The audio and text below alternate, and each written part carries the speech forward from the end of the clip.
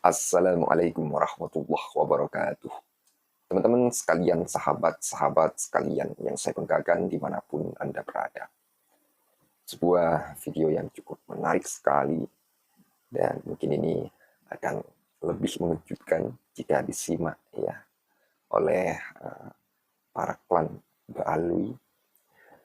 Ya, saya rasa seperti itu karena beliau Kiai Alawi ini semakin membongkar tentang keanehan nasab mereka.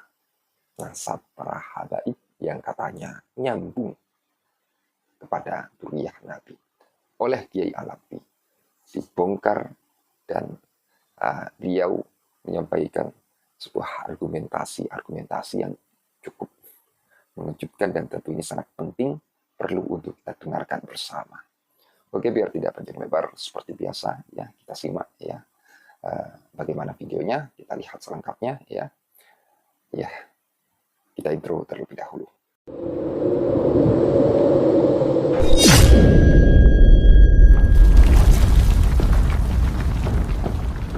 Ada beberapa tema tentang kajian atau kitab Habib Oman ini.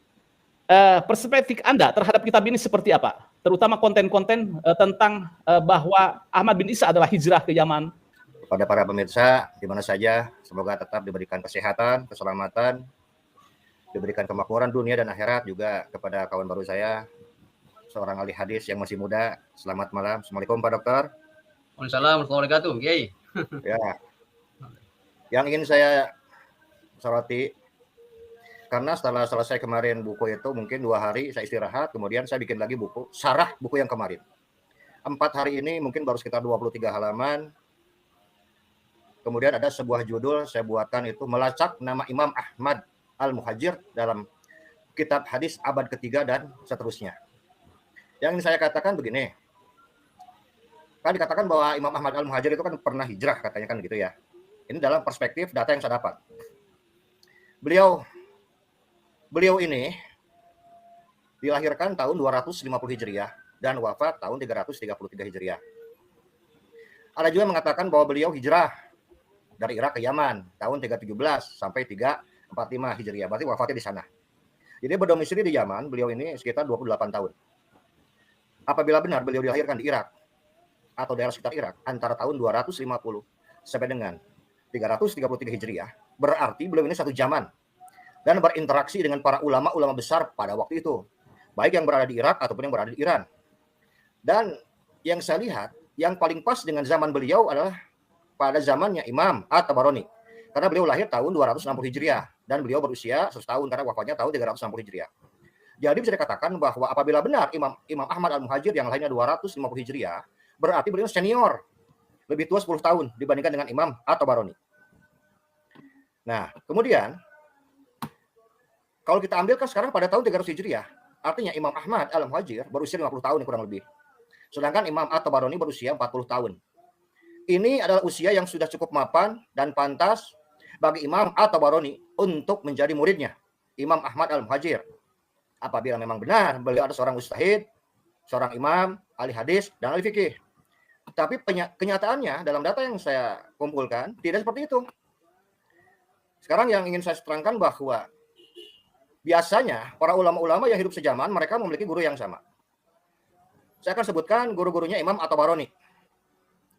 Di antaranya mereka adalah Hasyim bin Mursyid At-Tabarani, Abu Zur'ah As-Saqafi, Ishaq Ad-Dabari, Idris Al-Attar, Bashar bin Musa, Hafidh bin Umar An-Sajjah, Ali bin Abdul Aziz Al-Bagawi, Mikdam bin Daud Ar-Raini, Yahya bin Ayub Al-Alaf, Abu Abdurrahman An-Nai, Abdullah bin Muhammad bin Sa'id bin Abi Maryam, dan sebagainya. Bahkan bukan tidak mungkin guru-gurunya Imam At-Tabarani adalah gurunya Imam Ahmad Al-Muhajir juga, kalau mereka memang hidupnya sejaman. Mengingat usia mereka berdua hanya terpaut 10 tahun. Guru-gurunya Imam At-Tabarani adalah guru terbaik di zamannya dan berbagai disiplin ilmu. Seluruh pencari ilmu berbondong-bondong ngalap berkah dari ilmu mereka semua.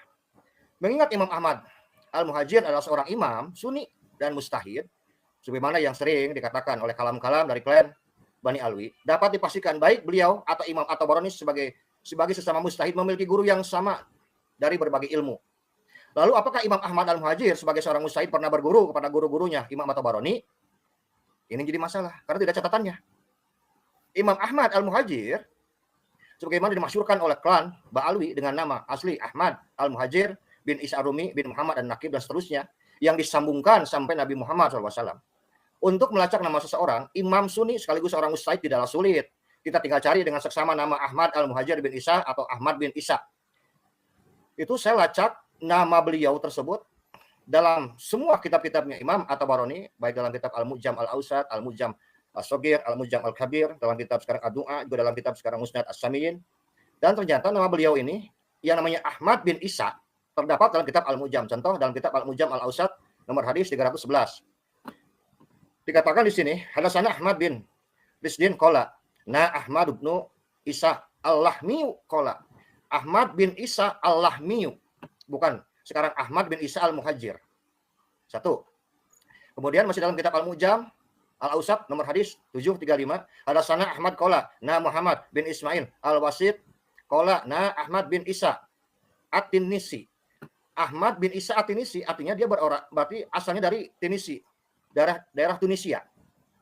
Kemudian dalam Al-Mu'jam Al-Awsat nomor hadis 1571, hadatsana Ahmad bin Isa bin Sukain Al-Mausil, mengabarkan pada kami Ahmad bin Isa bin As-Sukain Al-Mausul. Al-Mausul itu kota Mosul, Irak. Kemudian dalam kitab Al-Mu'jam Al-Awsat nomor hadis 1583 dikatakan hadatsana Ahmad bin Isa Abul Haris Al-Kilani Al-Kufi, mengabarkan pada kami Ahmad bin Isa Abu Al-Haris Al-Kilani Al-Kufi. Kata Al-Kilani Al-Kufi identik dengan kota Al-Gilani atau Jilani atau Jailani, Kufah, Irak, tempat kelahirannya Wali Agung Syekh Abdul Qadir Al-Jailani. Kemudian dalam Al-Mu'jam Al-Awsat nomor hadis 5845 dikatakan hadatsana Muhammad bin Al-Husain Abu Husain qala sana Ahmad bin Isa bin Abdullah Al-Alawi, mengabarkan pada kami Muhammad bin Al-Husain Abu Husain berkata, mengabarkan pada kami Ahmad bin Isa bin Abdullah Al-Alawi. Tidak ada lagi. Kemudian dalam kitab Al-Mu'jam Al-Awsat nomor hadis 6597 dikatakan hadatsana Muhammad bin Ja'far sana Ahmad bin Isa Al-Misri, mengabarkan pada kami Muhammad bin Ja'far, mengabarkan pada kami Ahmad bin Isa Al-Misri dari Mesir. Dari semua kitab-kitab yang dimiliki oleh Imam At-Tabarani, tidak ada satupun yang namanya Ahmad bin Isa Al-Muhajir yang bersambung kepada Nabi Muhammad SAW. Padahal telah dikatakan bahwa Imam At-Tabarani adalah seorang ulama yang hidupnya paling dekat sejaman dengan Ahmad bin Isa, kalaupun memang betul ada. Tapi dari pelacakan ini, Imam Ahmad Al-Muhajir sebagai tokoh historis, Imam Sunni, dan juga mustahid di seluruh kitab-kitab Imam At-Tabarani, hanya terdapat 6 nama saja seperti yang tadi dikatakan. Bila Imam Ahmad Al-Muhajir saja tidak terkonfirmasi dan terverifikasi dalam catatan sejarah, para sejarawan, catatan keilmuan, para ulama, sangat logis bila anaknya yang bernama Ubaidillah pun dinyatakan sebagai tokoh fiktif. Bila Ubaidillah adalah tokoh fiktif yang tidak pernah dilahirkan, maka ayahnya pun tokoh fiktif pula. Karena bagaimana mungkin seorang anak dilahirkan tanpa seorang ayah? Lagi pula Ubaidillah dan ayahnya bukan Isa bin Maryam yang dilahirkan karena mukjizatnya Allah. Mungkin itu sebagai pembukaan itu, Pak Yusuf. Jadi, dua-duanya tidak ada ini tokoh fiktif. Oke. Kita sedikit saya pertanyaan fokus bahwa di sini tentang kajian yang pertama bahwa Ahmad bin Isa adalah hijrah ke Yaman. Nah, di situ saya pernah podcast juga bahwa tidak ada sebuah kitab yang mengatakan pula bahwa Ahmad bin Isa hijrah ke Yaman. Nah, ini sejauh yang Pak Kiai kaji tentang hijrahnya Ahmad bin Isa ke Yaman, itu ditemukan salah satu keterangan atau tidak? Silakan. Ya bagaimana bisa hijrah ke Yaman, orangnya juga nggak ada. Ini saya baru baca satu dari jalur hadis aja ini. Ini masih ada keterangan yang lain. Andaikan sekarang kitab At-Tabarani atau Imam At-Tabarani lupa, misalnya andaikan saja, anggap lupa meriwayatkan. Saya sudah siapkan lagi di sini dalam kitab Sunan Ad-Daraqutni. Yang hidup juga sejaman, bahkan lebih tua lagi karena beliau lahir 306. Kalau sekarang Ahmad Al-Muhajir lahir kan tadi kan 285. Kalau sekarang Imam Ad-Daraqutni lahir 306, artinya ketika Imam Ad-Daraqutni lahir, Imam Ahmad Al-Muhajir itu berusia antara sekitar 16 tahun. Ya. Sekarang dalam kitab Ad-Daraqutni, dalam Sunan Ad-Daraqutni nomor hadis 354 dikatakan hadatsana Abu Bakrin An-Naisaburi, nah Ahmad bin Isa Al-Khassab, yang ada Ahmad bin Isa Al-Khassab. Kemudian dalam nomor hadisnya 583 dikatakan nah Ahmad bin Isa bin Ali Al-Khawas, yang ada Ahmad bin Isa bin Ali bin Khawas. Dalam nomor hadisnya 721 hadatsana Ahmad bin Isa bin Sukain, mengabarkan pada kami Ahmad bin Isa bin As-Sukain. Dalam nomor hadis 1407, ada sana Abdullah bin Muhammad bin Abdul Aziz, sana Ahmad bin Isa al-Misri. Ahmad bin Isa al-Misri dari Mesir. Kemudian dalam nomor hadis 1407 juga ada sana Muhammad bin Ahmad bin Isa bin Abdak. Ahmad bin Isa bin Abdak. Kemudian dalam nomor hadis 3207, Na Yakub bin Ibrahim bin Ahmad bin Isa al-Bazar. Ahmad bin Isa al-Bazar. Dua kitab ini saling melengkapi. Andai kata Imam At-Tabarani lupa, ada sebuah tokoh historis besar, mustahid, imam sunni, ahli hadis, ahli fikih, yang tidak terriwayatkan olehnya. Karena tidak mungkin seorang mustahid tidak menjadi periwayat hadis, itu mustahil. Apalagi beliau memiliki gerak imam di zamannya. Imam itu ya sudah jelas. Beliau itu ya bisa dikatakan mustahid, ahli hadis, ahli fikih, dan itu mustahil tidak meriwayatkan satu pun hadis. Kedua kitab ini saling melengkapi. Jadi dalam dua kitab ini dalam kurun waktu yang sama dengan Imam Ahmad al-Muhajir, ternyata nama Imam Ahmad al-Muhajir tidak terkonfirmasi. Jadi tidak ada. Ini baru dari dua kitab saja. Jadi saya sangat meyakini bahwa Imam Ahmad al-Muhajir tidak pernah hijrah sekarang ke Yaman. Bagaimana bisa hijrah? Orangnya saja tidak ada. Tidak bisa. Tidak pernah hijrah ke Yaman. Ini data yang saya miliki. Dan saya sangat yakin. Ini saya baru bicara masalah kitab hadis. Saya belum bicara masalah kitab sejarah ini. Dalam kitab-kitab tarikh para ulama. Jadi bagaimana mungkin seseorang bisa hijrah apabila orangnya tidak ada? Jadi baik Ubaidillah ataupun Ahmad al-Muhajir atau Ahmad bin Isa, dua-duanya berdasarkan data yang saya peroleh, mereka lah keduanya tokoh tidak pernah ada. Oke, tetapi di dalam kitab Sejarah Mubarokah dikatakan bahwa Ahmad bin Isa punya tiga nama. Artinya bahwa kitab Sejarah Al-Mubarokah mencatat bahwa Ahmad bin Isa itu adalah silsilahnya sampai ke Rasulullah. Itu di dalam kitab kitab Sejarah Mubarokah. Ini bagaimana nih komparasinya, Pak Kiai? Yang pertama, apabila perbedaan pendapat dalam ulama periwayatan adalah sesuatu yang wajar, ini data yang saya miliki dan saya yakin. Karena secara logika dalam keilmuan tradisi ulama kita tidak ada satupun sekarang tokoh yang begitu masyhur yang tidak dicatat oleh ulama di zamannya. Sangat aneh, sangat mustahil. Saya ingin bawakan sebuah contoh bahwa dalam tradisi keilmuan para mustahid dengan mustahid itu sudah biasa saling mengunjungi, tukar pikiran, bahkan tukar hadis. Saya akan bawakan contoh oleh Imam Ibnu Jauzi Jamaluddin Al-Faraj Al-Misri. Dia lahir tahun 509, wafat 597 Hijriah. Beliau meriwayatkan diskusi ilmiah antar Imam Abu Hanifah yang lahir 80 Hijriah dan wafat 190 Hijriah dengan Imam Al-Auza'i, seorang mustahid berasal dari Syam. Ada boleh mengatakan dari Lebanon. Dia lahir tahun 88 Hijriah, wafat 190 Hijriah. Dalam kitab Sofah. Imam Al-Auza'i bertemu dengan Imam Abu Hanifah di Mekah. Dan Imam Al-Auza'i bertanya kepada Imam Abu Hanifah, "Wahai Imam, mengapa Anda tidak mengangkat tangan ketika akan ruku dan ketika bangkit dari ruku?" Imam Abu Hanifah menjawab, "Hadis tentang itu tidak sahih," katanya. Imam Al-Auza'i berkata kembali, "Bagaimana bisa tidak sahih? Sedangkan aku menerima hadis ini dari Az-Zuhri, dari Salim, dari ayahnya, yaitu Abdullah bin Umar, dari Rasulullah SAW. Yang mengatakan sesungguhnya Rasulullah SAW selalu mengangkat tangannya ketika memulai sholat, ketika akan ruku, dan ketika bangkit dari ruku." Imam Abu Hanifah berkata, "Aku telah menerima hadis dari Ahmad, dari Ibrahim, dari Al-Aswad, dari Abdullah bin Mas'ud yang berkata, Nabi SAW tidak selalu mengangkat tangannya, kecuali ketika memulai sholat." Imam Al-Auza'i berkata, "Mengapa Anda menggunakan hadis dari Ahmad, dari Ibrahim?" Nah, ini pertanyaan yang sangat bagus. Pertanyaan sangat ilmiah. Imam Al-Auza'i berkata, "Mengapa Anda menggunakan hadis dari Ahmad, dari Ibrahim?" Imam Abu Hanifah menjawab, "Ahmad lebih mengerti daripada Al-Zuhri. Ibrahim lebih mengerti daripada Salim. Al-Qamah tidak dibawa Abdullah bin Umar, sekalipun beliau sahabat. Dan Al-Aswad memiliki banyak kelebihan. Sedangkan Abdullah bin Mas'ud adalah salah satu sahabat terdekat hubungannya dengan Nabi Muhammad SAW. Dan Al-Auza'i pun diam untuk menghormati Imam Abu Hanifah yang lebih kuat hujahnya." Nah, ini contoh pertemuan antara mustahid dengan mustahid. Makanya sangat aneh apabila sekarang Imam Ahmad al-Muhajir sebagai seorang mustahid tidak pernah kita temukan satu pun riwayat seperti ini. Lalu pekerjaan beliau sebagai mustahid apa? Interupsi Pak Kiai. Ahmad bin Isa apa Ubaidillah yang dimaksud Anda, Kiai? Ahmad bin Isa. Satu zaman beliau seorang mustahid, tidak pernah ada riwayat dengan mustahid lain. Sedangkan sangat banyak lah, saya yakin dokter muda kita sangat memahami banyak sekali riwayat-riwayat para mustahid yang bertamu dari negara satu, negara lain untuk saling berdiskusi. Nah, yang ingin kita minta itu juga seperti itu. Cobalah tampilkan riwayat-riwayat diskusi ilmiah antara Imam Ahmad Al-Muhajir dengan ustadz yang lainnya, ya kan begitu. Karena sungguh tradisi Islam itu dalam pencatatan sangat kuat, apalagi dalam dinasti Abbasiyah ini abad 3, 4, 5, pencatatannya sedang semangat-semangatnya. Jadi apabila sekarang catatan sekarang seperti Nabi Muhammad di atas ada, padahal jauh dengan Imam Ahmad Al-Muhajir bisa ditemukan, bahkan catatan sebelumnya sudah ada. Dan sangat aneh di zaman Abbasiyah yang sekarang sedang dipacu-pacunya terjemahan kitab, pencatatan kitab. Kemudian kita tidak punya sekarang catatan tentang sebuah tokoh yang sangat masyhur, mujtahid, ahli hadis, ahli fikih yang hidup di zamannya. Jadi sebetulnya beliau ini di mana?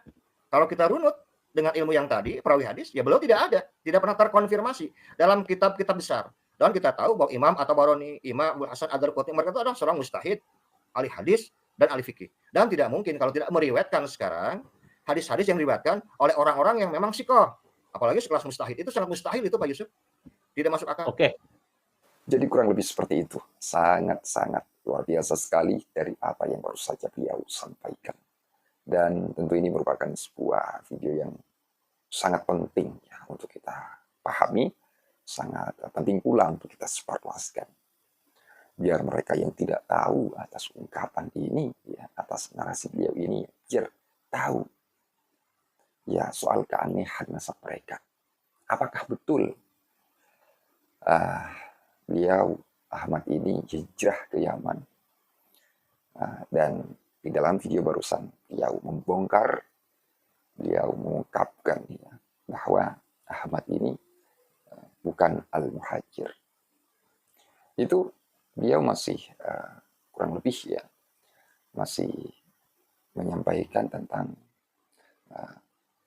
di bidang hadis ya, mengungkapkan tentang apa yang telah beliau di bidang tersebut. Ini masih tidak mengungkapkan ya ataupun menyampaikan, menginformasikan tentang di bidang sejarah ya. Jadi bisa kita simpulkan dengan adanya beliau ya Kiai Alawi ini ya nasab Alwi semakin rungkap ya, semakin rungkap. Dan mungkin ini cukup menohok ya, sangat menohok ya, didengar oleh mereka para pendukung Pak Alwi. Seperti itu. Kita sekarang tidak berbicara tentang masalah hal-hal yang mungkin berbau yang tidak selayaknya. Artinya dalam hal ini yang perlu kita pahami ya, kita sedang mencari ya, apakah Ubaidillah ini an Ahmad, apakah betul Imam Ahmad ini hijrah ke Yaman. Jadi kita sedang mencari kebenaran, bukan mencari pembenaran. Apakah betul Ahmad ini Ahmad Al-Muhajir? Dan kita sudah melihat ya, dari argumentasi yang cukup luar biasa yang telah dikemukakan oleh beliau bahwa Ahmad ini ya bukan Al-Muhajir. Ya, bukan Al-Muhajir. Tentu narasi ini cukup menohok ya. Cukup menohok dan kejutan ya, untuk mereka yang mengatakan Imam Ahmad ini hijrah ke Yaman. Ya kurang lebih seperti itu yang saya pahami. Dan sekali lagi, sekarang kita tidak lagi yang namanya mencari pembenaran, kan tetapi kita sedang mencari kebenaran. Jadi jangan sampai menanamkan rasa benci. Ya. Ini mengadu argumentasi atau ini merupakan sebuah referensi yang mungkin perlu untuk para pendukung Balu ini ketahui seperti itu. Jadi harus menyimak ini. Mesti melihat bagaimana ketika beliau membongkar tentang nasab mereka ya, tentang nasab mereka. Ya, di dalam video yang baru saja kita dengarkan bersama, itu saya temukan dengan sebuah judul tegas Kiai Alawi tidak ada fakta Ahmad bin Isa hijrah ke Yaman. Tegas Kiai Alawi, kemudian tidak ada fakta Ahmad bin Isa hijrah ke Yaman. Kurang lebihnya seperti itu. Dan mungkin itu saja yang dapat saya kemukakan, yang dapat saya informasikan pada kesempatan kali ini. Kurang lebihnya apabila ada kekeliruan, kesalahpahaman dari ungkapan dari narasi ini, saya Al-Fakir atau Official mohon maaf sebesar-besarnya, entah kekeliruan dalam kata, ungkapan, atau pemahaman, atau apalah itu, langkah tingkah. Ya itu ya, apabila ada kekeliruan, ketidakenakan ya, ataupun hal-hal yang tidak selayaknya, saya mohon maaf sebesar-besarnya.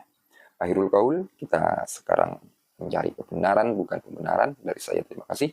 Akhirul qaul, ihdinas siratal mustaqim. Wassalamualaikum warahmatullahi wabarakatuh. Ya.